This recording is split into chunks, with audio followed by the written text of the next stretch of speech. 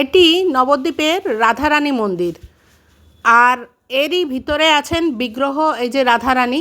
তবে এখানে ফটো তোলা মানা ছিল বলে তোলা হয়নি। আর এই যেটুকু অংশ তোলা যায় সেটুকুই আপনাদের আনলাম। এটা হচ্ছে মন্দির পরিসর। এরই বাঁদিকে রাধারানী মন্দির রয়েছে। এখানে যেহেতু মার্কেট রয়েছে সেহেতু ছবি তোলা অ্যালাউ ছিল, তাই আমি এখান থেকে আপনাদের দেখাচ্ছি। আর এই যে নিচে সিঁড়ির মতন নেমে গেছে, এই সিঁড়ি দিয়ে নামতে হবে। গুপ্তবন বৃন্দাবন বলে ওনার একটা জিনিস বানিয়েছেন, সেটা কি আছে সেটা পরবর্তীকালে দেখাবো।